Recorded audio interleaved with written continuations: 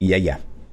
Hey, What up, how's it dudes? going, man? It's going Welcome good. to the new meta, episode 6. Yeah, yeah. We made it through 6 so far. How are you doing, man? Tired.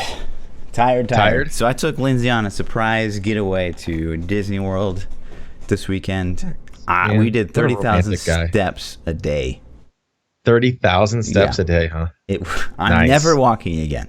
It was Blisters terrible. on your feet. Blisters on my It's feet, huh? bad, man. It's bad. 'Cause Blisters I never everywhere. walk. I just sit all day. Like I literally just I know, don't I'm the get same. up. Same. It's brutal, man. Brutal. That's cool. I've never been there. Good time? Yeah, she really enjoyed it. So that's that's what matters. Yeah. She really enjoyed it. That says a mouthful.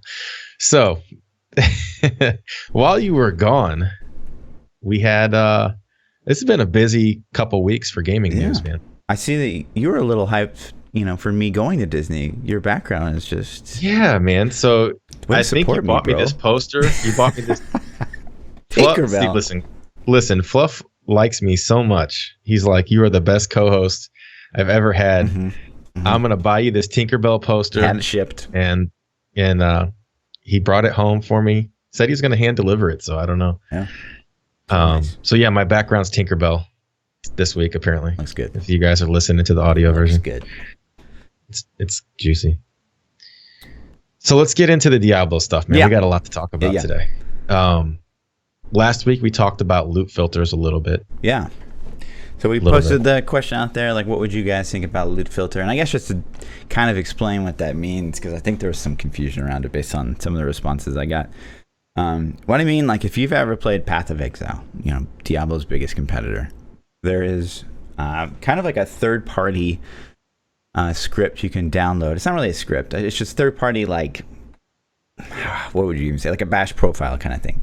So it'll, like, basically only show you items that it thinks is important for you to see, because in PoE, like, when stuff drops, it's like every fight you get into, it's like you just ran into a goblin pack. Like, there's so much crap. So much crap. There's so much crap. And so what it does is it's like, okay, well, this is a 6 link or a 5 link or something like that. You probably want to pick this up. So it'll only show you that. Like, you won't even see all the other stuff that drops unless you, like, hit alt or something.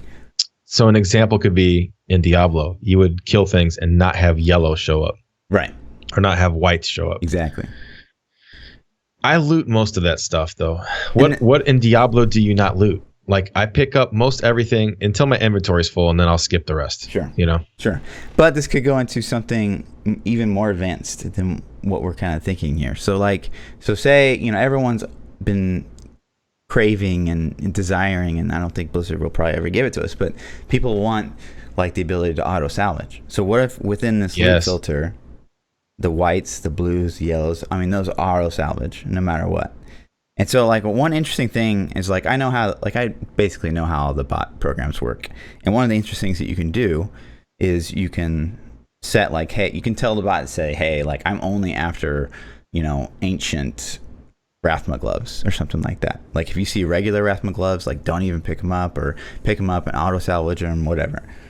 And so what if we can do kind of the same thing in Diablo, where the loot filter is like, okay, we set it to, I only want, don't show me legendaries, don't show me items unless it's like, it's ancient Rathma gloves, ancient Rathma shoulders, and even, like, at a certain point you could be like, I only want to see, like, a primal.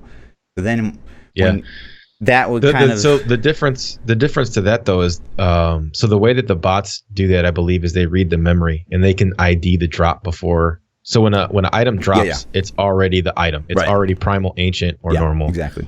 And then when you go to town and ID it, or you pick it up and ID it, all you're doing is removing a filter that hides it from you. Sure. So the bot can see it before you can actually see it. So that would kind of change the way that they structure their loot system. Sure. But I think it would be cool. Yeah. And, like, hey, and in that way, because you get to a point where you're like, if it's not ancient, I don't give a shit. Like, I don't care. I don't want it. Yeah. Exactly. So. And it kind of goes back to that conversation we had, like, podcast 1, where we're talking about how maybe you're reducing, like, the, like, bad stats and stuff like that, like making drops more meaningful, and so that you could reduce them.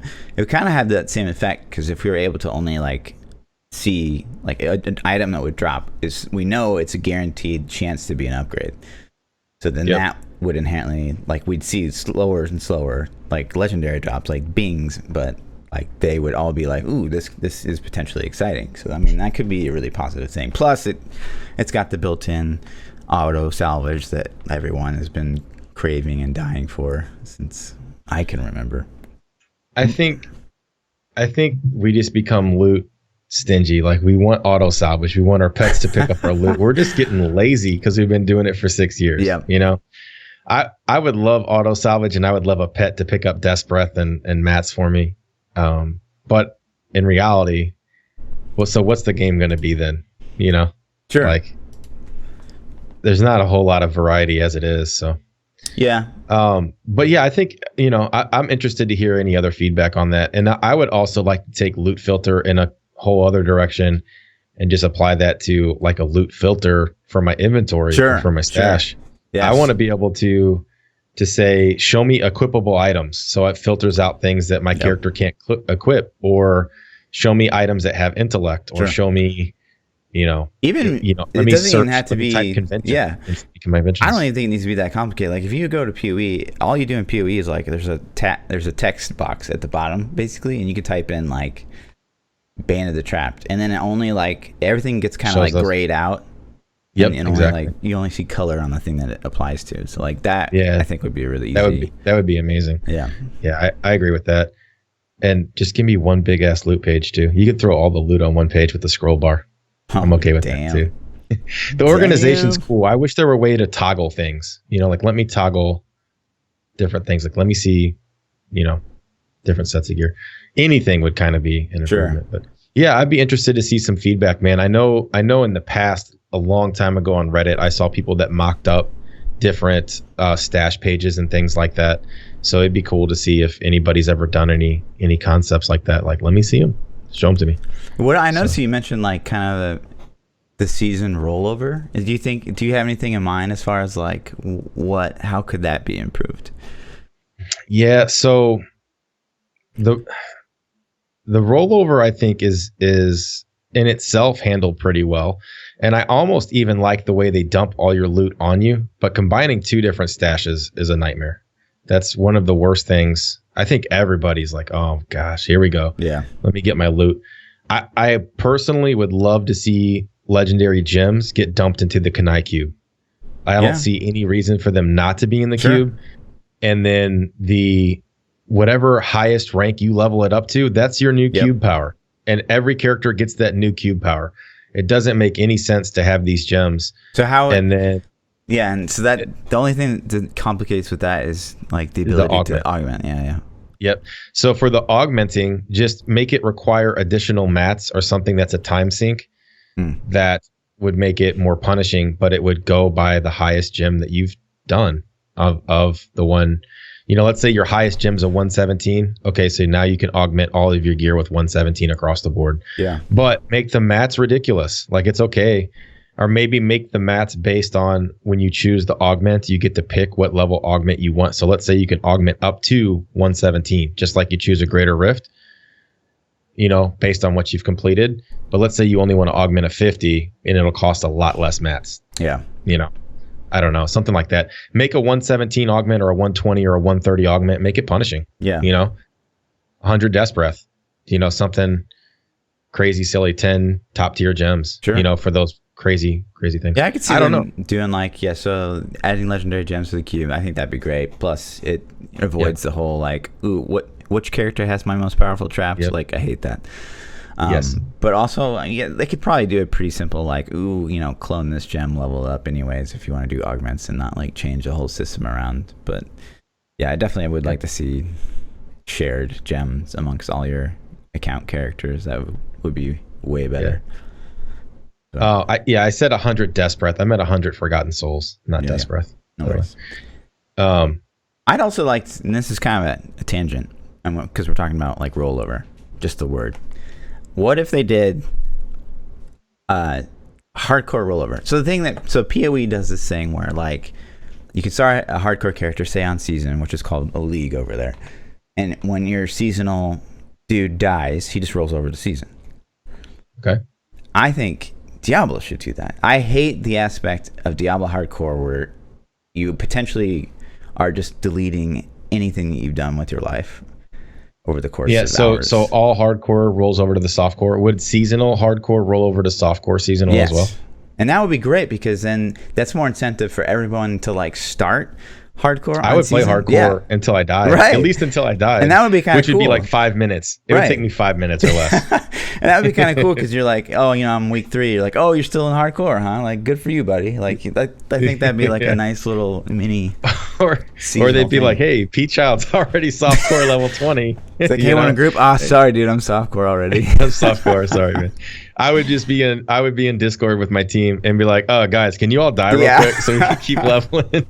Or just getting killed before you die. Oh, yeah. That would be funny. That would be funny. I think that's a good idea.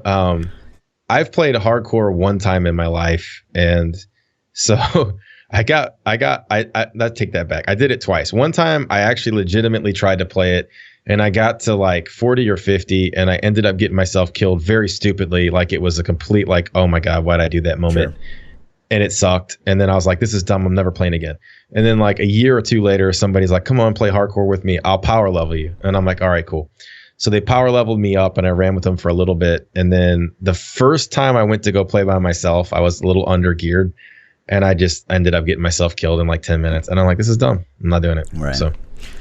Yeah, I mean, I've done one hardcore character. Oh, not one, but like I was challenged to finish an XGR within 2 weeks or something, but I ended up dying like 3 or 4 times. But yeah, it was a necro, to be fair. A necro? Yeah, there's some characters that just handle hardcore way better than others. I was playing a wizard in mine, but this was a long time ago. This was, probably early seasons, and it getting power leveled in hardcore is a nightmare, because then once they leave you, you don't have anything, and it's like even on normal, right. I was struggling with the basic pieces I had. So it was not a good experience. Right. But I think that's cool, man. So many people love hardcore, and I'm happy for them. And I'm glad the game mode exists, because some people have that thrill of like always about to die and don't die. And it's a good rush for them. So yeah, I think awesome. I would play it. Yeah. If it rolled over, I would play it. I think everyone at least would try it if they did something like that. And I think that'd be like a cool little kind of sub quest, if you will, during the season. Yeah. But that would be cool. Also on that topic, if they don't do that, say they don't. What I hate, and I didn't know this until I made a hardcore character, but the conquest is shared between your hardcore and your softcore. So if you like do your season journey, you don't get the hatred gift. That's so stupid. And then you lose it. So it's like, because you died. You started a hardcore character fresh, like unless you got people, like you are giving yourself a huge time dump, and that's just ridiculous. If you don't have any kind of rollover, why do you care if you share? I agree. The conquests are the same difficulty too. Yeah, and I think the conquest, maybe hardcore people like that. I don't play hardcore, so maybe my opinion is biased since I don't play it. But I'm thinking like, why do they have the exact same requirements for the conquest when they have a harder time to achieve those? Like it's hit level 70 or greater rift 70 was one of the conquests. I don't know if it was last season, but it's like, to me on hardcore, those numbers should be reduced slightly, but I don't play hardcore, so maybe the hardcore people don't care or don't mind. Sure. So something to think about. But yeah, I agree. The free sets should at least be independent. There's no reason 100%. For them not to be. You don't share Paragon. That was actually like, I was blown away by that when I didn't know that because I'd never done it, but when I like finished. Or when I got to 70, I like opened up my conquest and it was like all done. And I was like, "Are you kidding me? Like that makes no sense." Yeah. For the rollover, that's really about all that I have. I would like to see the loot management stash situation improve. It's just a lack of stash, though. Man, they could remedy this issue so much by just giving us a couple more pages. Let us buy it. Sure. Let us buy it. D4, it's got to have it. So is it Korea or China? They let them buy stash pages somewhere. Do they? In some. I thought somewhere. Korea you could buy like XP potions, but I haven't heard of. I thought you could buy stash pages somewhere too. Obviously, I can't log in and check. Yeah. Can we? I don't know. I don't know. I don't think we can. But no, I thought that they sold. Somebody has told me on stream before for sure that they could buy stash pages, but I just don't know if they have the same limit as us or if it's like keep throwing money. China is what people are saying. In China, you can do it. I don't know, man. Let me throw you my money, Blizz. Yeah, something. I got something to give you. So with the new season starting, the season's over, man. 13's gone. It's about to be history. Peace. Friday, season 14 starts, and we'll never think about it ever again. So I have been playing a lot of classes. Sure. A lot of classes. I'm just going to start this off because this is rough. I said I was going to play Witch Doctor last season. ThaPChild, what are you saying? Season. What are you about to say? I'm just saying. Listen. Don't do it. You have to. I took a Witch Doctor on a date, right? I took it on a date. And I was like, come here, baby. Let's go for a ride. And I rolled a Witch Doctor.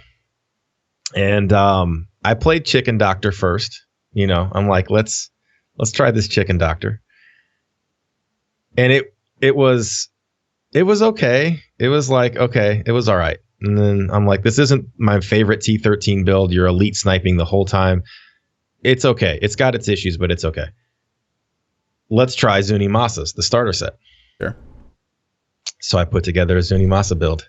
And that's when the date crumbled. It fell apart. she kept talking about her exes the whole time. Ordered $100 plate of food. Did you kept smoking? What did you wouldn't did you stop Zuni talking? Garg or something? Like, what did you? Oh man, so I started off with the Zuni. Fetish in the little DOD? guys. I can't even remember. Dagger of darts kind of thing. Yeah, I did the Dagger of Darts build. Old school. And it was, man, it was like you could kill things, and maybe it's because you're just spoiled. Like you get spoiled by Necro and Crusader and Wizard and like all these powerful classes. Yeah. So when you play Zunis, so I played the Dagger of Darts build first, and it was horrible. It was slow. It was not fun to me. I mean, I'm sure somebody out there is listening to this and it's like, I love Dagger of Darts. You're an idiot. You know, sure. It's not fun. DOD is definitely falling behind. There's no denying that. And then so I'm like, okay, cool. And that's what chat was saying. They're like, you got to play the Gargantuan. You got to play the Gargantuan build. So I'm like, okay. So I did the Garg build. It was better. It was definitely better than Dagger of Darts.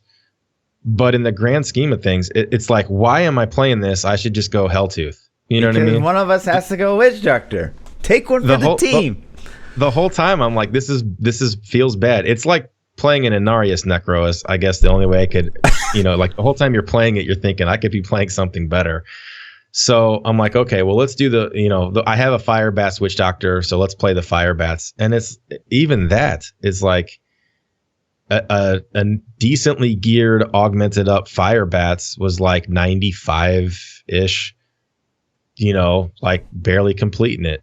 And I'm like, I can get on the same, like this was an augmented character, So, and I'm sure a lot of it has to do with play style and skill and those things, but the same level of equipment and strength on different classes would have pushed that to 105. It would have been 10 greater rifts higher, So, so yeah, I don't know, man. I don't know if I can do Witch Doctor. Sure. I don't know if I can. If somebody came to me today and they said, remember a while back I asked you the question, it was a viewer question, and they said, if you could only play Witch Doctor for 6 months, but we would double your vault space, would you do it? Nope. And my answer was yes. I don't know. I take that answer back. I take it back. Yeah. I don't think I could. Yeah. It's unfortunate. Like Witch Doctor's it's definitely taken a back seat as far as being in the limelight. But that being said, a lot of people like it. A lot of people are like, oh, you're crazy. I love Witch Doctor. So this is just my opinion. Sure. There's still, you can play whatever you want. Don't let me influence you negatively if you're going to play Witch Doctor this season. Me personally, it's not something that I enjoyed a lot. But have fun. I mean, it'll be an interesting season. I talk about this a lot, but like one of the things that I think is like a telltale sign that Blizzard's kind of like whatever Witch Doctor. It's like Witch Doctors from day one were asking for the ability to control their pets. And Blizzard's like, wow, thank you, Witch Doctor community. That is a really, really good idea. We're going to take your feedback and we're going to give it to Necro instead. Yeah. So suck it, Witch Doctors. Yeah, pretty much. Poor and guys. That's the problem even that I had with the Chicken Doctor speed build, is that you're still relying on your gargantuans to kill the elites. And most of the time they pop the elite pretty fast and you can move on. Sometimes they just go stupid though. And you're just standing by the elite like, come on, boys. Yep. Let's get him. It's like it happens with Singularity, but it's so much more rare. So much more rare. Yeah. When with Singularity, it seems like you always can cast a fresh set of mages too. And they'll do so something. Gargantuan has a big. Yeah. That sucks. So then I played Monk. Have you played a Monk? I have. I actually, that was what I was kind of leaning towards for next season, was the Monk. I put Wave of Light together. I mean, I had Wave of Light together already, but we played it a bunch. I really wanted to like incorporate in-game in the build and make it faster. Like I'm all about speed, solo speed. Yep. And see how fast I could do 90s. But basically, like everything I tried, I caught up with basically kind of just like the push variant. The push variant, you just like put it on, go to town. You're not like flying through the rift, but like you're killing everything. But it feels very, very slow to me, and I would have liked basically all the variations that I've tried to try to put in-game in the build. I was basically just as fast as like the normal variant. So it's like there's nothing I could have done to make it faster. It didn't speed you up at all. It didn't speed me up at all. So it's like, yeah. And it was much more inconsistent than just playing the normal Wave of Light builds that you see out there. So it's just like, it feels so slow. It's so strong. It's so consistent. It's so good. But for me, it just feels non-engaging and not very fun. I played I put together a Wave of Light Monk, and last season I tested in the 2-week downtime Wave of Light, and that's the only time I've ever played it. And last season I didn't enjoy it that much. So this season I'm like, all right, man, everybody loves it. Let me try it again. Maybe I'm just overlooking something. Yep. And there were a couple things that I tweaked and changed in my build, and I played it, and I had a good time. I pushed a 100 on a starter set. Like I went and crafted the pieces. These weren't like hand-picked ancients. They weren't augmented. Sure. I do have 2,600 Paragon non-season, so that's a significant amount of Paragon. Yeah. But I was able to do the 100 right out of the gate. I mean, like, the first rift I tried, it was like 100 down. And it was close, but we got it down. Yeah. It's a very powerful build. It destroys everything on the screen. I can definitely see why people like it. Yeah. It's fun to play.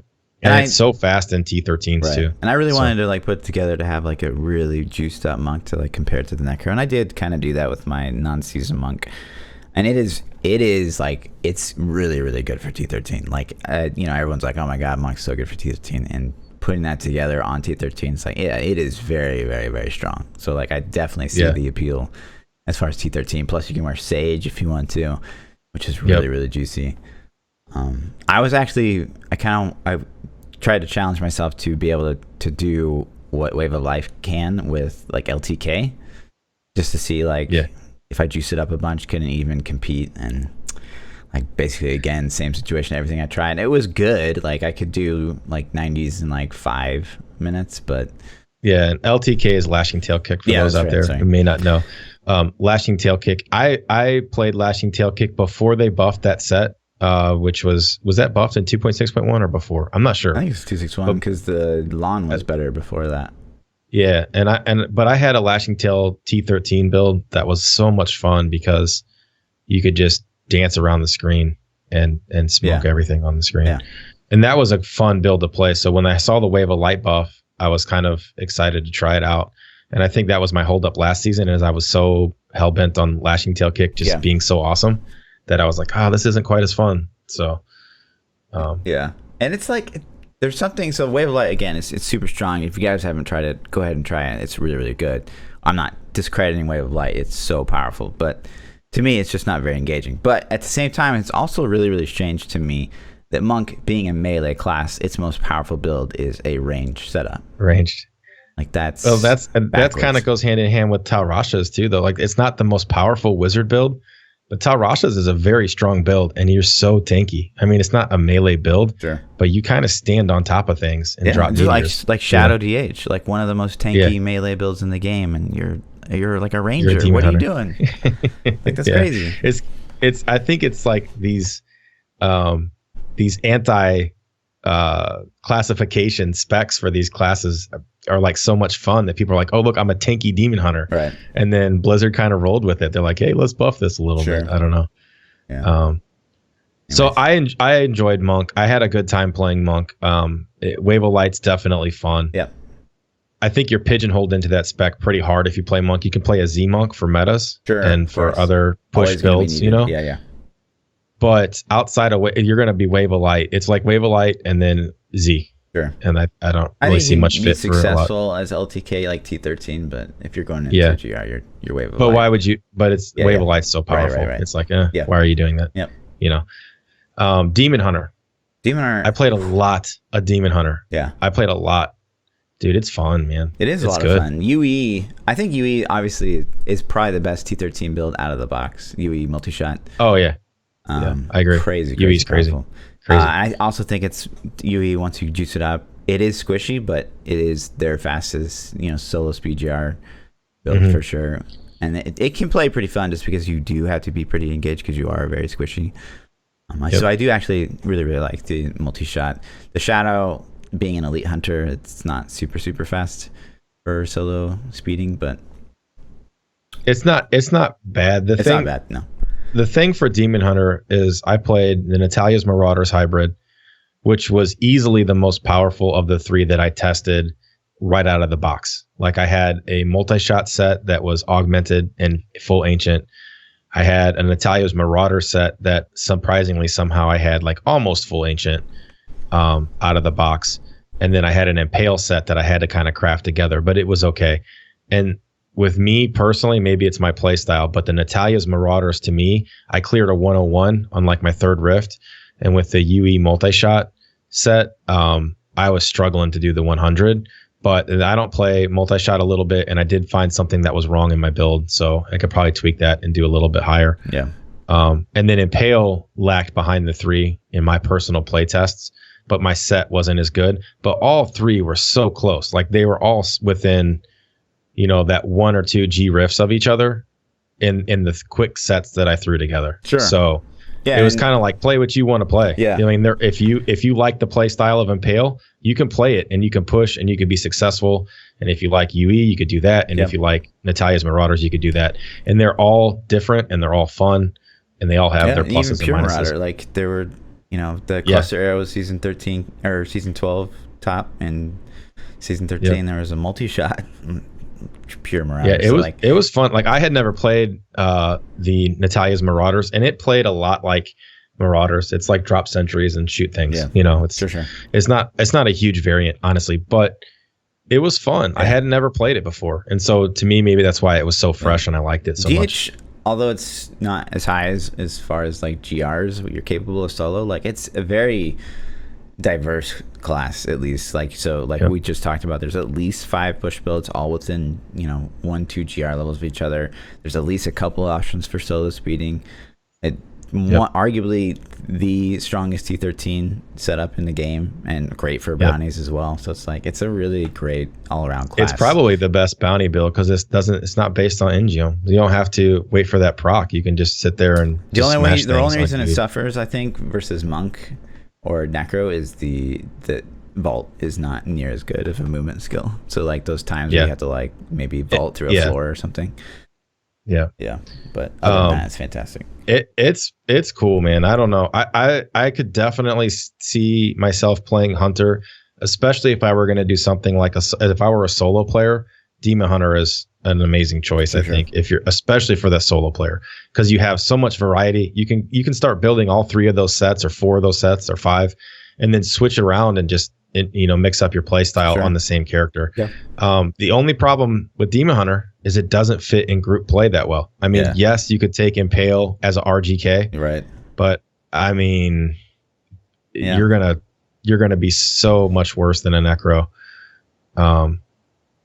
Yeah. You have to play with friends. If you go into a public game or try to get randos to take you with them, right? They're gonna be like, nah, sorry, buddy. Yeah. So, Wizard. Do you play Wizard? I have. I actually played quite a bit of Wizard. I was pretty impressed with Wizard speed game. They have a Tal Rasha Frozen Orb that's really, really quite good. Speed in 85s in like 3 to 5 minutes. And then I was actually even more surprised by the DMO, that how you could actually speed with the DMO. And I was doing 90s in like 3 to 5, which is way faster than I thought Wizard could do. So I was actually pretty impressed by that. Plus, they have a lot of variation, not as far as like pushing builds, but like really powerful solo builds. They do have quite a bit. They've got, like Tal Meteor, Firebird Meteor, both of those Frozen Orbs that builds I just talked about. Yep. Plus some, the Frozen Orbs I played Blast. a little bit last season, and it's fun. It reminds me so much of UE Demon Hunter, where you're it reminds me running of for your life, staying at range and blowing stuff up. And then the Tal Rasha build is so tanky and powerful to an extent. Like you can get into the 100s so easy with Tal Rashas, and then it just seems to like fall on its face pretty fast. At like 105 plus, it just seems to fall. Unless you're super good and super geared. And the other builds are fun. I mean, they have some T13 speed variants. Like there's some Tal Rasha Meteor speed variants that are decent. They're not Wave of Light. Nothing's Wave of Light or multi-shot, Sure. But they're good. So I was super, super impressed. And they're very, like, the Frozen Orb builds are very engaging. They both use that, I can't remember the name of it, but that, that wand that lets you just teleport with Runic Aether Walker, I think. Aether Walker, there you go. Yeah. So it's not like Ingion dependent, like so it's kind of like Blight Spear, but you don't have to get elites, and so it's actually really, really fun. It's not quite as powerful. I played Barb a little bit too. So I hadn't played Breakor Hoda in a long time. Yeah.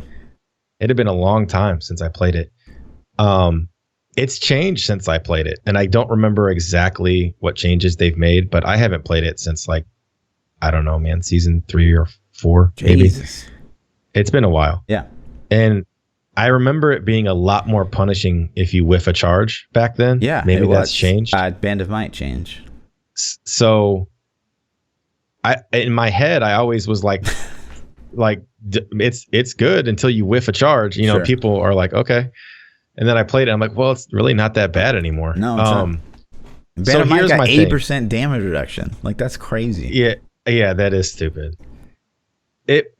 The build is so much fun, except for one thing. There's one thing I absolutely hate about the build. What's that? And it's that you got to charge your face into a wall to benefit from it. Yeah.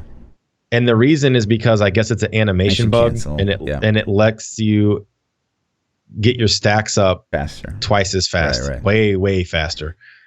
I hate that about it. I hate it. I hate it. It's kind of like the animation canceling from back in the day. Like the reason, like you see a lot of players bind force move to scroll wheel was because of Furious Charge. Like it was solely because of Furious Charge, because you just animation cancel like crazy by scrolling wheel. Yep. But I don't know if there was some way to not have to smash your face into the wall. I think it would be so much fun. That might probably be my favorite build in the game, because you're sitting there, you're grinding your stacks up, you're waiting for your convention to line up, and as soon as your convention hits fire, you turn around and you just Hoda smash right in the face, and everything just disintegrates. Yeah. I mean, you do so much damage, and it's a lot of fun, man. It really is. But I just don't like having to smash your face in the wall. It feels like you're abusing a glitch to me, even though everybody does it, and I'm not saying that you shouldn't do it. I'm just saying it just feels like the designers didn't design it to be played this way, and we're playing it this way to exploit a game mechanic flaw. And so to me, it just kind of is like, it's not as fun. It ruins it a little bit for me. Yeah. But if you got it's the free set this season though. Yeah. So if you're gonna play Barb, it is fun. It is powerful. I enjoyed it. It was a blast. I had a good time. I think Barb compares a lot to like the Demon Hunter, except for it's actually used in metas. So it's like it's got a ton of diversity for the leaderboard. Like you can do Whirlwind, you can do Raycore Hoda, you can do Charge Barb, you can do IK Hoda. Yep. There's a lot of options. The speed farm meta is really, really good. Like the solo speed farm meta, you can do speed Hoda, you can do slam barb, you can do leap quake. All very, very, very good. Is that boulder build you used to have? Is that still viable? Do you know? I don't think. I mean, yeah, I think it's viable-ish. I don't think it's near as strong as like Hoda, but T13, charge barb is really, really good. Great for bounties as well. So yeah, right. Raycore start. Plus, it's used, in the rat runs. It's used in the push meta. It's a really, really strong class all around. It's up there, and I had so much fun on it that it makes me honestly want to play Barb this season a little bit. I just wish that there was some way that they could fix the stacking to where you could stack as fast as you can charging a wall wwithout charging the wall. Sure. And then just say, here you go, guys. You don't have to smash your face in the wall anymore. Smashing your face in the wall still has the advantage of the mobs grouping up on you too. Yep. So it's like it's a double-edged benefit. But nice. Crusader, man. I mean, there's no denying the raw power of the Crusader. It's insane. I've been playing it this off season. I played it last season. I played it the season before that. It's so powerful. It's so powerful. But to me, and you're gonna hate me for saying it, but it's so dull because you space bar through the rift. Everything dies, and that's exciting. But oh my god, please, just roll my face on the keyboard. No way. It's I like it personally. I think it's powerful. I think it's fun. My reasons for loving it are probably different than a lot of people's because for me, it allows me to interact with chat a lot more. Yeah. And so that's cool for me. Yeah. You guys aren't probably streamers, so it doesn't matter to you, and I could definitely see the drawbacks to playing it. I personally love it. And even if I wasn't streaming, I think I would still play it a lot. I think hand in hand though, I think Necro probably wins the game for me because of the variety. Necro's just as powerful solo. It's got the Rothma variant if you want to play that for rat runs or even for solo a little bit for the singularity speeds for T13s. It's got the corpse lance. It's got I can talk about Necro all day. There's so much more than what you're saying. Oh my god. You can just go on Necro, everybody's like, what class should I play? And my answer is like Necro. Do you have the Necro class? Did you buy the expansion class pack? Because that's what you should play then. It fits 2 metas, 3 metas, 4 metas, solo. Sure. I mean, you can do anything. You can partner with anybody. Yep. No matter what somebody else is playing, you can be like, come play with me. Yep. So or it's cool. Your solo player. Blightspear is insane. Hard to master, but once you get it, oh my god. It's crazy. Yep. But Crusader is like we said, so strong. It's very, very tanky. I think if you're like a new player, especially like Crusader is a really good choice, especially since they start with a con. That is like you don't. So like for GRs, you better love Condemn because that's all you're gonna play. But for like solo T13 or even T13 group, like a con can do quite a bit. Like you can do a con Thorns, you can do. Just the Akon build straight up and like the Akon build straight up when you're super geared. I can triple carry 95s on my Condemned Crusader. That's crazy.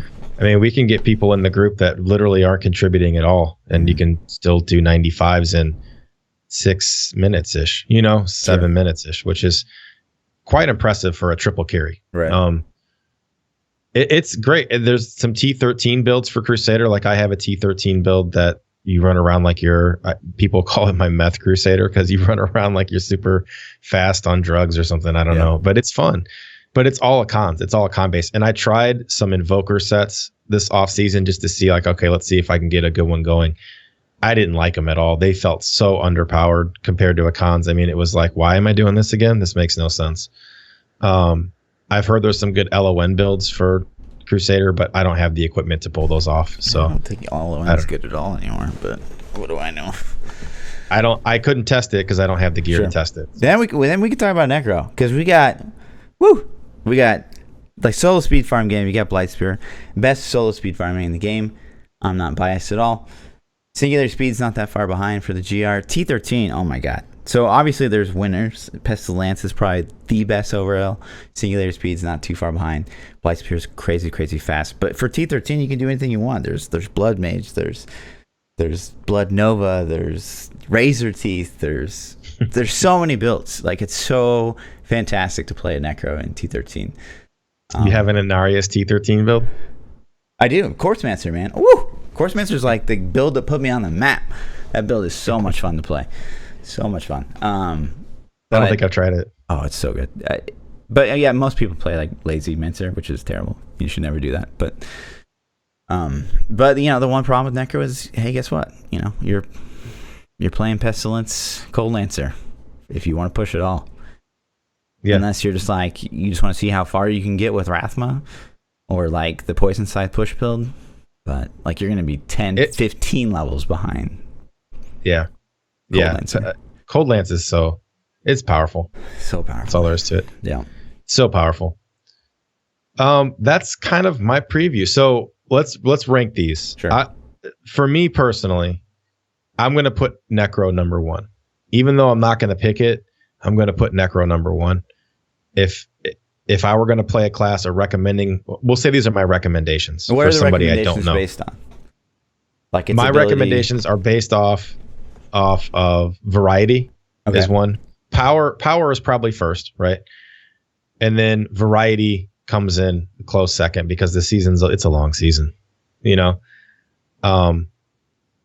then I guess you kind of put ease of play in there a little bit. I don't know if that's to factor in or not. Okay. But for me, if somebody's like, I'm stuck, I don't know what to play, I'm going to say Necro. It's powerful for solo. You can do 2s, 3s, 4s. You have Rathma. You have a million T13 builds. You have a couple GR push or speed farm builds. And then you got Pestilence, Cold Lance for pushing. Sure. You're going to tear it up. Yeah. What's your number 1?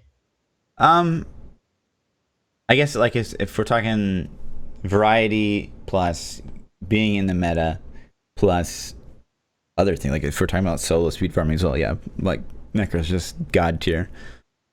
If we're talking brand new players to Diablo, I probably recommend Crusader because it's just so OP, so tanky, so many cheat deaths, right?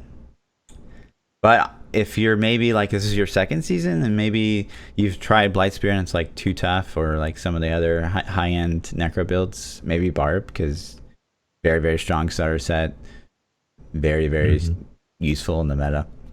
Not as much as a Necro because it's only one spot, but still really strong. Play. And you have a lot of solo options as well if you can't find a group. So yeah, so my number 1 spot is Necro, of course, and then for number 2, based off kind of like what you're saying too, I think Monk is close to Barb in that same classification because Monk can also play meta. Yeah. And Monk can destroy T13s. Yeah. With keys, yeah. And bounties. Yeah. And you can do, I pushed a 100 not even really knowing how to play Wave of Light. Sure. And I know I have a lot of Paragon, but yeah. A newer player is going to push that 70, which I think the goal for a lot of new players is 70 just to unlock primals, right? Sure. And there's a lot of people in that category. You can do it on most of the classes pretty easy, but Monk is not that hard. Barb's not that hard. But I agree, man. Crusader is so powerful. Yeah. I think second place is close for me between Crusader, Monk, and Barb. It's kind of like take your pick. Yeah. I would give Barb the edge just because variation, but that's it. Yeah. Yeah. True. Yep. And I think Z Barb can also play rat runs. You can do a globe barb, Pac-Man barb for rat runs, or you could do the pull barb for the meta. Yeah. But I think a Pac-Man barb or a Z barb for rat runs is extremely easy for newer players to pick up. Yeah. It's like get pickup radius and a little cooldown, and you can stay alive, and pick up globes, and then figure out how to play rats. Like you can jump into rats pretty easy that way. Sure. So yeah, man, I agree. And then that kind of leaves the rest of the classes, take your pick. Sure. I think of what you want. Yeah, Wizard probably falls in right after that because you're the damage dealer for the meta. Quite a bit of solo speed farming options, decent amount of push builds. Actually, there's just one really, isn't there?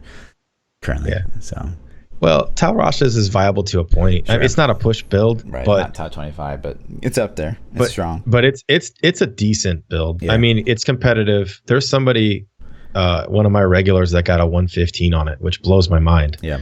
But that's impressive as hell to me. So you can, if you're an amazing player, you can still push it. I think Demon Hunter is great for a solo player. If somebody told me they're a solo player, then I'm going to say Necro first still, and then I'm going to go, well, Demon Hunter's a pretty good choice too. Sure. So yeah, I think if I was recommending for a solo player, if they have Diablo experience, yeah, I'd probably say Demon Hunter as well. If they don't, I'd probably say Crusader. Yep. And then that's old Witch Doctor. I'm sorry, man. God, I wanted to play it so bad, and I'm so I don't know if I'm disappointed that I tried it in the off season. I think I saved myself a lot of pain. But man, I really hope that we see more balance chain patches in the future. And I really hope that Witch Doctor gets a lot of love. Yeah. Like, I hope that they get a lot of love. And I don't think that they need a lot for their push builds, but they just need some.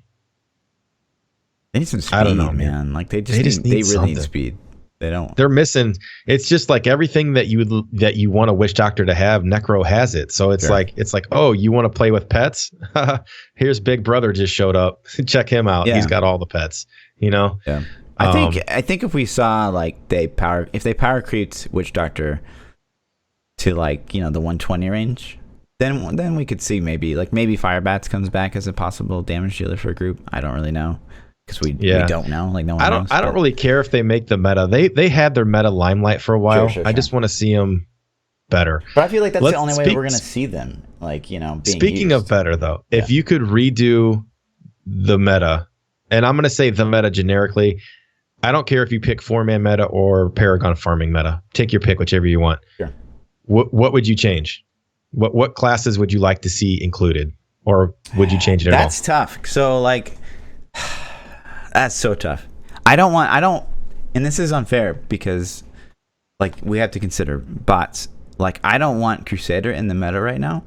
Let's take bots out of it. Let's just assume in this perfect scenario, Blizzard has got rid of the bots. Okay. Like, I know we're dreaming. Okay, I know this is a huge dream, but we're dreaming. Okay. I personally, being a solo player, I would like to see Necro taken out of any meta.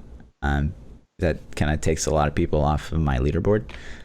But I Crusaders really, they had one season that they were used in the group meta. So they need it. They deserve it. They should be in it.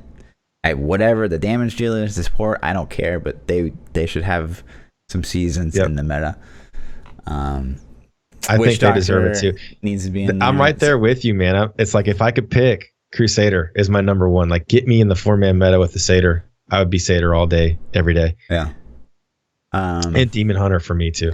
Yeah, I want to see more. Remember when we had that little bitty brief period of ZDH? Yeah. There was that 0 DPS DH where you would drop ring sentries that had the chains attached to them that slowed enemies in between. That was so much fun. I played that for the brief period until it kind of got pushed aside. I would love to see some Z Demon Hunter make a return. Sure. So. Yeah. So I don't know, man. I think Wizard had its plenty of time in the spotlight. I think that Necro has had Wizard was shit in vanilla. It was so bad in vanilla. It was. And then it kind of got buffed up in the expansion and other things. I'd like to see Barb and Monk in the meta, but not as support characters. Damage dealers for sure. Well, Barb had its limelight for a little bit. Wasn't the was it Slam? Was it Slam? IK Slam or IK Hoda? I think it's IK Hoda, like season 3? 7 or 8. Yeah, I don't know. I played it whatever season it was, because I remember back then you hit billions for the first time. And I was like, I'm hitting billions, And now it's like, I'm hitting trillions. And then I'm sure in 3 seasons, it'll be like, I'm hitting. Monk had his damage deal time too. They had the RGK, the generator. Yeah. I tried that too. I didn't enjoy it too much, but something that's not like wonky, like something that's like feels like a real build for Monk. I think would be nice for them. But I would love to see Crusader too, man. I hope. So what we could agree it's Crusader, Demon Hunter, Monk, Barb. if there could be a meta. Yeah, I'd be down with that. Yeah. I'd be down with that for sure. Let's switch from D3. Okay. Just for a second. How do we run out of time already? Oh my god. I don't know. This is going to be a long podcast, guys. We're just going over. Yeah. E3 was this week, man. It was ridiculous. A lot of people were saying they were disappointed. Maybe I'm just the optimist because I'm so ecstatic for so many of these games that are coming out. I'm going to go ahead and just let you have it. Just tell me about your favorite game in E3. Honestly, like, I don't really know everything that's come out with E3, but obviously, you know what it is. One came out first and foremost, Halo Infinite. We're just going to play the trailer as we talk. But that being said, it's super exciting to see this trailer and know that we actually finally have another Halo coming down the pipeline. But so did this say at the start of the video, was it this video where it says like tech demo or engine demo? So right here at the bottom, it says something like engine demo or something. Right there at the bottom, it says game engine demonstration. So all the trailer footage is like actual in-game footage. Yep. That to me means that they still got a long time. Yeah. That they didn't actually have anything but a tech demo to show off means that it's still at least a year to a year and a half at least. And it's like it's just showing graphics. It doesn't show like no one shoots a gun.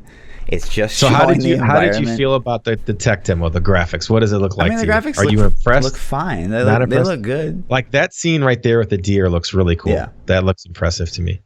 And the fire, the waviness, sure, looks great. The depth of field and the cave carving, the dust, like it looks good. The only thing is like, and I think you will probably mention on this too. There's a couple times where like you can kind of sense there's a lag. It looks jittery. It kind of feels like jittery. Those benchmark tests that you download. Yeah, exactly. To like push your PC. That's just polish, man. That'll be cleaned up. Sure. So, but I'm excited for it. I'm a Halo fan. I love sci-fi. I love space shit. So to me, I'm excited. I can't wait. I'll buy it. I'll play it. I hope it comes out on PC. Is it going to be Xbox only? I mean, everyone's saying cross-platform, but like we won't know until we know. You know what I mean? Did Halo 5 come out on PC? No. It was only Xbox, right? That's what I thought. Yeah, because I got it on Xbox. I know it wasn't out on PC at launch, so I bought an Xbox just for Halo 5. I'm excited. It'll be cool. It's funny. funny. Halo 5 disappointed me slightly. But I showed this trailer to Lindsay, and she's just like, "Well, no one fired any guns. It's like this beautiful, rich environment." She's like, "Is it like a time of peace? Like it's Halo? Like everyone's just like holding hands, kumbaya?" And this trailer kind of makes me think like the only thing you see is like humans, and then like you see the chief in the distance, like maybe he's about ready to attack him. Like maybe it's like Avatar, where like humans are just polluting every planet, and now the Master Chief's just gonna start wiping out humankind too. But I don't know, like, man. There's nothing like this is the most vague trailer I've possibly ever seen. Like this doesn't tell us anything. The name Infinite makes me wonder if they're gonna step into that MMO-ish territory. Yeah, like Destiny, like what I've been saying. Like Halo needs to just jump on that Destiny bandwagon. The PvE. I think they should. I think if they jumped on that Destiny, they got a new engine. Yep. They got the name Infinite. Yep. If they jump on that Destiny bandwagon, Halo could blow everything away. It could be the game. Sure. You know. And I mean, I say it all the time. Like you keep your 4v4 arena, you add in Destiny PvE, and you add in Battle Royale, which they already have kind of built into the lore with ODST troopers. You've got yourself money. Just a money factory. Amazing game. It's gonna print money. But the Infinite to me just seems like you're on Halo, and Halo's like a ring. Yeah, it's probably I don't know, man. It could be. Maybe I'm just too hyped, maybe too wishful. Yeah, the biggest game to me. Go ahead. But like, they show the Master Chief a little bit. Yeah. And that's also kind of worrisome to me because it makes me think they're dumping money into campaign, which if they dump money in the campaign, it kind of makes me think, I believe that they're going to, but it'd be a bad flag for me because if they've dumped more money in the campaign, that's money they could have spent elsewhere. But I think Halo has a huge campaign audience. Yeah, no doubt. That loves the story. And I think that if Halo will always have a rich campaign, but they could implement the campaign into an open world like Destiny and make that part of their MMO style, and then still have your PvP, and even make PvP zones where when you go into those zones, like, okay, all of a sudden you can shoot other Halo. What are they called? Guardians in Halo 2? No, they're what are they called? Wow, I don't remember. I played Destiny, so we'll call them Guardians. Spartans. So, oh my God, I just spaced out. Yeah, you'll kill other Spartans. So I don't know, man. I'm excited to see what they bring. There were two really big announcements for me at E3. Okay. I'm super hype about Anthem. They showed an Anthem gameplay trailer that looked really good. I thought that was pretty cool. And then there were some disappointments with that Anthem trailer as well. The disappointing aspect to me is they announced that there would be 0 PvP in Anthem. Really? 0 PvP, and that really surprises me. At launch, they said they might implement it later on, but at launch, no PvP, and that's going to be like that Diablo 3 loophole where they're like, oh, we're going to put it in later. Every game that says like, oh, we're going to add this later, like they've already lost their audience before they say later. Like it's such a bad tactic. The big thing to me is that means that they don't have to balance weapons and shit around PvP. So hopefully we'll have some crazy PvE weapons. If this game doesn't have PvP, that all being said, if this game doesn't have PvP, why? Like, why even do it? Well, Diablo doesn't have PvP. Why do we play it? But it's an action RPG. It's a game that's meant to be played. Just PvP. This is a looter. It's a looter shooter. It's about loot, man. Just like Diablo's about loot. So like, here's my biggest complaint. Like, this guy lands in, right? And you can't see this if you're listening in. But look how freaking slow he's moving. It's like you're playing Titanfall and you're a Titan. It's awful. So this character, I can actually comment on this slightly. Okay. This is one of the tank classes in the game, and he is a very slow. They kind of copied, like, from what I'm understanding, like Warframe style, where they have these different mech suits, and different suits have different characteristics. This is a tank suit that this guy has on. And from what I'm to understand is there are some faster suits that have more mobility. So like this one right here that you can see looks like Iron Man. Yeah. If you guys are listening, you can't see even this. Even like this, like you're flying, but you're not going that fast. It's just like, it's kind of, I'm already bored. Already bored. This looks amazing to me. I'm hype about the graphics. Like, don't get me wrong, the graphics look amazing, but the only problem is it's a BioWare game, and BioWare games are extremely buggy. So we'll see. Yeah. Historically. And they're probably rushing this because there's so much hype. They've delayed it once already, honestly. So I hope not. The next game that looked super amazing to me was Division 2. So I actually haven't even seen this. Division 2 trailer was like 6 or 7 minutes. It was awesome. It looked very Division 1-ish. Yeah, which I played a little bit. I was actually literally just about to say that. It's like, what's the difference? It looks like Division 1. Very Division 1-ish.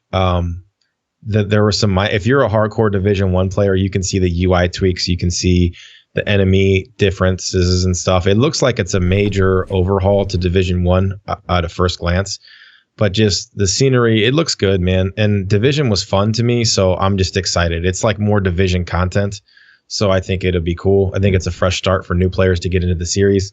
But it looks really awesome, man. So those are my games. Those are my big ones that I was excited to see. And I got to see there was no Final Fantasy VII at E3, which not that I'm aware of.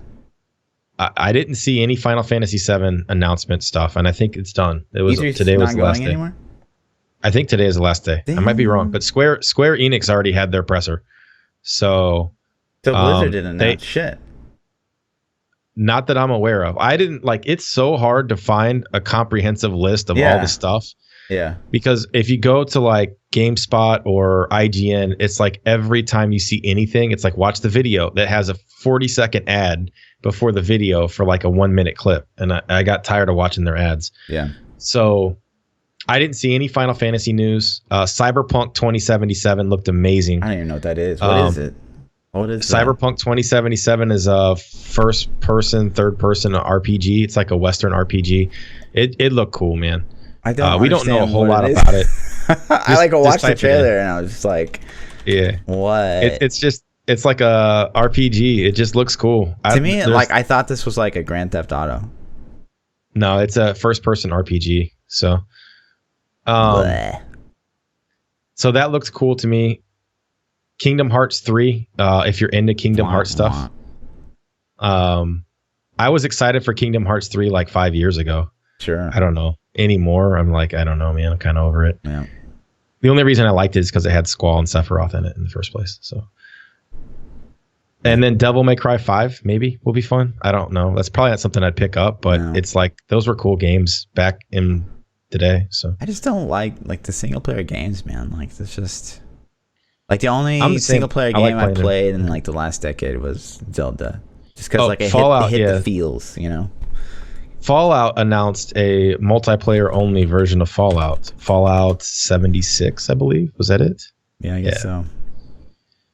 So I didn't actually watch this trailer. I'm not a huge Fallout fan in general, but apparently it's a multiplayer only version of Fallout. So that could be really cool. I don't know. I'm gonna keep my eyes on that one because that could be something that'd be interested in. Yeah. So Anthem and Division, and they both come out a month from each other. So Anthem is releasing on February 22nd, and Division comes out like March 19th or something. Mm-hmm. So that's going to be interesting to see how that plays out. And Halo probably 2025 or something. Yeah. We'll see. We'll see. But I guess Blizzard doesn't really announce stuff outside of their own. They do their own BlizzCon. Yeah. I think they're kind of like snobbing. Yeah. I think they're kind of snobbing BlizzCon. Right. They dropped some more Destiny news too. If you're a Destiny fanboy, and I know I'm a Destiny fanboy, and my chat is a little bit. They dropped the story trailer for Destiny 2, and from the story trailer, they kill off one of the main characters, and they like reveal that in the trailer to kind of set up the hype. So if you're a Destiny fan and you want to see it, then go watch that trailer. And you're going to be like, what the fuck? We're going to blow your mind. Jeez, ThaPChild. Spoiler alert. Well, I didn't say which one, and it's in the trailer. So you don't know who. It's a hype thing. Go watch it and figure out who I'm talking about. But it's I'm excited for that, man. I think that's going to be, they're taking the game in a positive direction, so I'm excited for it. That's all I got for E3, man. Yeah. So we can, unless you got more E3 news, we can hit up some questions. I don't really know Halo. Like, what other games exist? Yeah, right. Halo, and then Diablo. I was wanting some Blizzard info. I couldn't find anything. I did a quick Google and couldn't find much. But I don't know. Yeah. The first question that we have. So this question has been asked to me like every week for 6 weeks. For every podcast, T-Foss has asked me to explain how CDR works. And his exact question is, explain how CDR works using math. And please explain how taking damage helps speed up cooldowns. And so I kind of avoided the question because that's like a long debate. But I'm going to do it for you because you've asked for 6 weeks in a row. Taking damage speeds up cooldowns like on a necro? Yeah, I think we'll get into it. So basically, I'm going to do this quickly, but using the math. I'm going to try to do this quickly. So if you have 0 cooldown on your equipment, then you basically have 100% cooldown time, 100% default cooldown. So if you add, let's say 25% from a Leoric's crown, that's 75% of your cooldown, of the 100%, you got a 75% left. All right. So, but if you add another item like a ring that's 8, your basic math in your head's going to make you think I now have 33% cooldown reduction, right? Because you got 25 plus 8. But it doesn't work that way. No. The way that Blizzard does the math is it's multiplicative, meaning it's not additive. It doesn't add the 25 and the 8. It's multiplicative, meaning it multiplies those numbers. Diminishing return. So what you have to do is take your 1, subtract whatever decimal that is from the 1, and then multiply that times the other percent, which would be 1 minus whatever that percent is. Take that new number and subtract that from 1, and that gives you your new cooldown. So you mathematicians out there following along, on my previous example where you had a Leorix of 25 and then a ring with 8, instead of getting 33, you actually get 31. And as you add more items the value becomes less and less and less. What's this guy's name? Who's asking this question? TFOS. Go to d3planner.com and just plug it in there, dude. Why are you trying to do the math yourself? So that's a real quick breakdown, and I think the way they designed it that way is so it's impossible to ever hit that 100% cooldown rate. Yeah, they want the diminish. So that's the really quick breakdown. It works the exact same way for damage reduction items and things like that. And the reason the reason that I talk about taking damage to reduce my cooldowns is only when I'm playing a Pestilence Necro and pushing. There are other Necro builds that use it, but there is a passive called Blood is Power, and Blood is Power says that after cumulatively losing 100% of your max life, your ability cooldowns are reduced by 20%, and it can only happen once per each cooldown cycle. So basically, if you're playing Pestilence and you're pushing, whenever I finish my cycle, I will purposely stand in poison, or I'll purposely stand in things that will take damage. A little hit from from a mob. Yeah, just to get that 20% off. But then once I see that jump and I see those cooldowns move, I know, okay, I got it. I can't do it again until my next cycle. So you stop. And I think there's confusion when people are watching me push on it. They're like, why is he saying I need to take damage for cooldowns? I think that's where that comes from. Right on. All right, TFOS. There you go, my man. The next question is from Donkey 360 Headshot. What a name. If you start at D4 and the intro has Diablo about to kill Tyrael, but you have to choose who do you want to save, effectively making your class evil or good, or evil or good, who are you going to save? I'd save Diablo, bro. I'd save Diablo hands down. Wouldn't even be a question. Nope. Tyrael is getting destroyed instantly. Plus, they couldn't even fight anymore. Like, Tyrael's just a crap mortal these days. Spoiler alert. I'm going to take this a step further. If in the opening scenes when you create your account, you have to make this decision and it is permanently applied to your account for your other characters, does that change your decision? No. Evil all the way, bro. Evil. I think it would be cool if they did something like that. I don't think that you could apply it forever account wide, but you know how World of Warcraft didn't used to let you play Horde and Alliance on the same server because it was conflicting interest. If there was some way to separate that to where you could only have one type, that would be kind of cool. There's no servers in Diablo, so I don't know, man. Maybe for seasonal, maybe that could be a seasonal thing. Like, which are you going to pick for the season? Good or evil? Maybe. That'd be cool. That'd be a cool twist. So I'd be curious if a Diablo 4 would even go into seasons, or we would just have a totally new equation, new concept. I don't know. It seems like a lot of games do seasons still today. Fortnite does it, so whatever Fortnite does, everybody else is going to copy. So it doesn't matter. Right. Nate says, with the population of D3 going down, do you see yourself leaving the game like many others in the near future? I don't think so. I mean, the population's going down. I can definitely feel it. I can tell. But am I going to quit playing Diablo? Probably not. Well, am I going to play other games? And maybe more so? Sure. I'm kind of certain, and we kind of talked about this before, but like, I don't see either of us as like those kind of players that like, I'm leaving Diablo, and you make some grand YouTube video about it, like some big event that you're this one player that's leaving Diablo. Like, it's always going to be something that we love to do. If they continue to not make changes, will we play other games more? Probably, but I don't see this as ever a game I'm going to leave. I've taken breaks from Diablo in the past. I skipped season 7 or 8. I don't remember which one, but I completely didn't play that season. There weren't a lot of changes that season. They were pretty minor, and I was into other things at the time, so I was doing other things. Will it happen again? Maybe. So, and I think a lot of players feel like, if I leave Diablo, like I'm missing out, or like, I can't come back or something. Like it's totally fine if you're not having fun. You can leave the game. It's always going to be there waiting for you. I think Diablo, even if you're like, so maybe Diablo's not your main game anymore. Like Diablo's always going to be that like perfect little side game.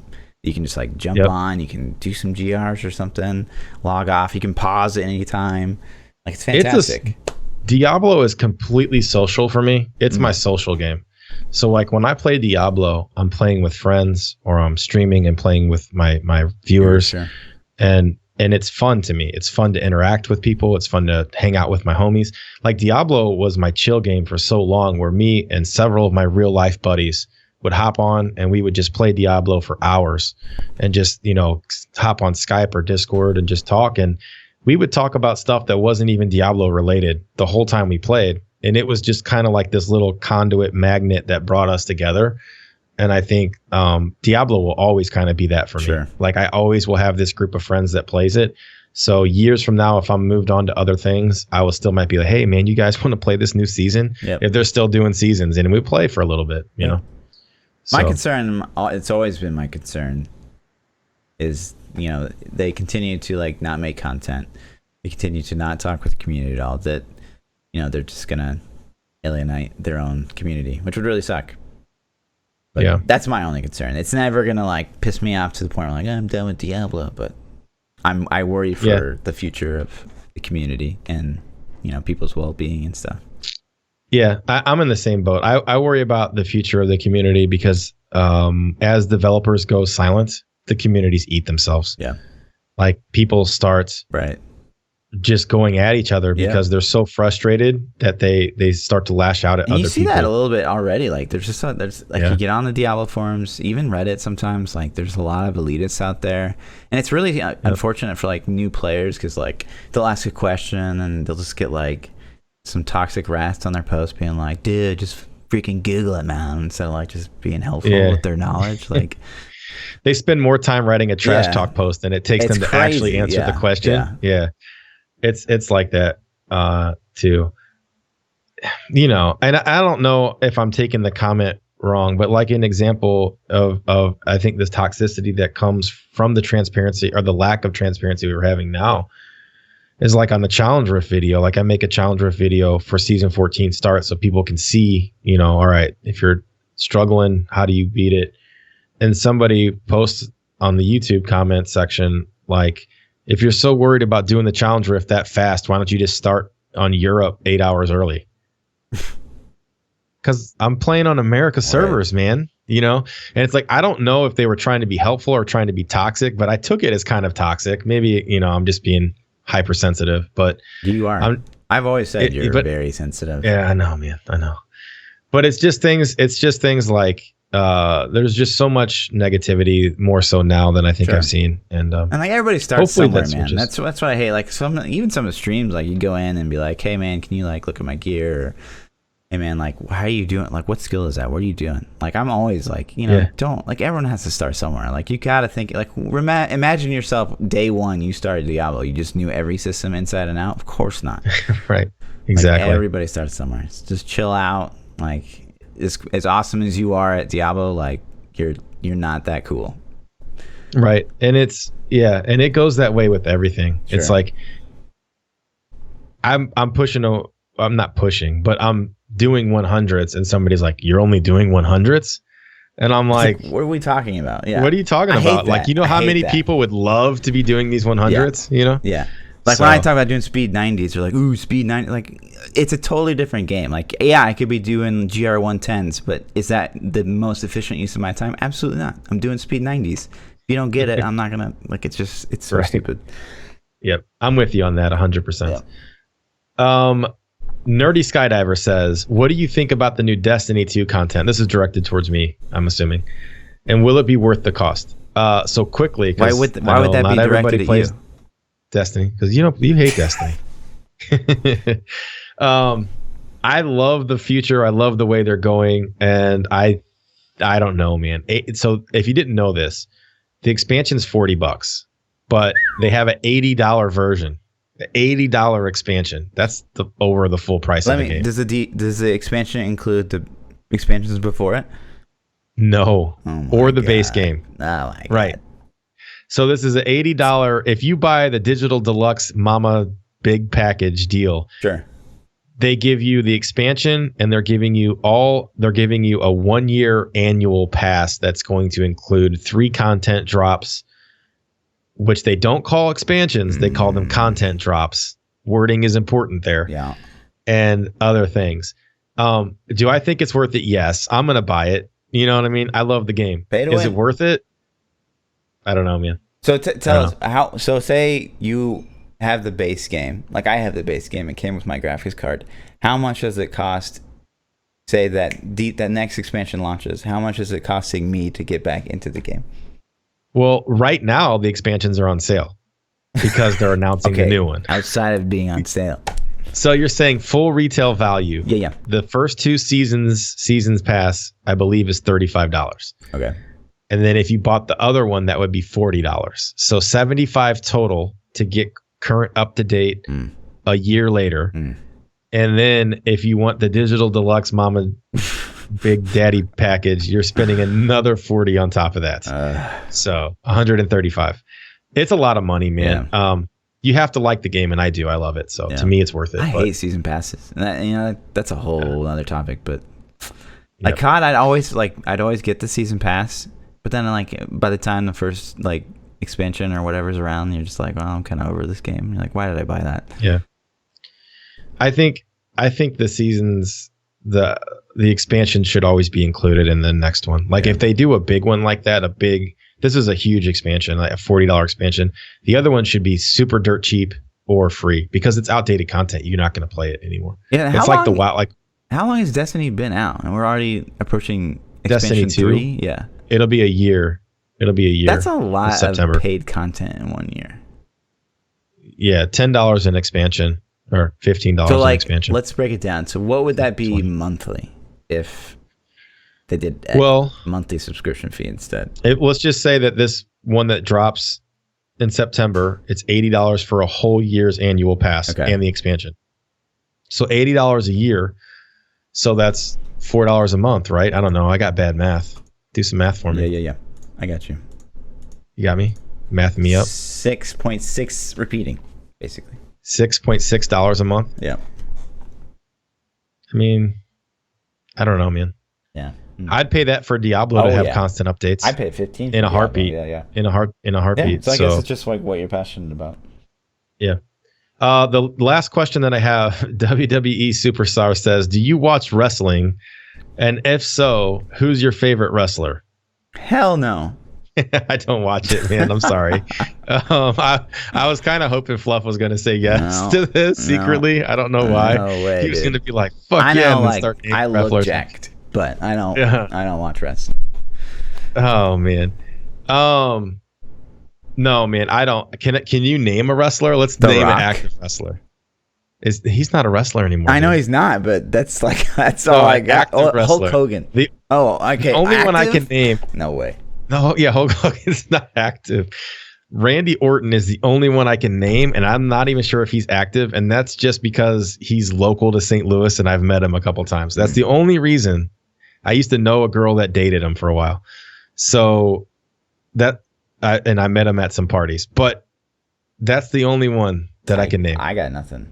Can I just is it Undertaker? Is he still around? You're doing all the childhood past.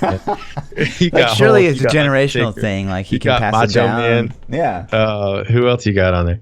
No, man. I'm sorry, WWE Superstar. I don't. John Cena, is he still in it? Sure. I don't know. John Cena. I don't know, man. I have no idea. I think since he's in movies now, that means he's moved on, right? Right. I would hope so. Yeah. I would hope so. He's like, I'm getting big paychecks. Yeah. That's all I got, man. That's all the Twitter questions that I have for today. So, thanks for hanging out, guys. Yeah. It was fun, man. We'll be back. I'm surprised E3's over already. That's kind of upsetting. I think so. E3 started Monday, and it was supposed to end Wednesday or Tuesday. But apparently, all the good stuff drops on the weekend before actual E3. So I don't even understand why you would buy a ticket to E3. All the stuff dropped before E3 even started on Monday. Really? Like Saturday, people were tweeting, did you see this Division thing? Did you see this Anthem thing? And I'm like, E3's Monday. What's going on? I was confused. I don't know how it works exactly. Yeah. I guess I need to put more time into that. Sure. So right on. Figure it out. But if you guys want to catch more of me, my name is ThaPChild. I stream on Twitch 7 days a week. Twitch.tv/ThaPChild. I have a YouTube channel. Just search for ThaPChild. That's the with an A, by the way. No one would with ever know that. Yes, with an A. And Twitter is ThaPChild. ThaPChild. Yeah. If you're listening in, obviously you know who I am. It's Lord_Fluffy. Double those underscores on Twitter. That's it, dudes. He also has a YouTube channel. We'll see you guys next week. Next week, episode 7. Episode 7. Start of the season, man. We'll have some nice season. Oh, yeah. I'll be tired as F. Oh, I didn't even bring this up. If you guys are still listening, don't do that challenge rift. Yeah. Oh, my God. Until Friday. We should have said at the start. We should have started off with this. Oh, my God. The challenge rift.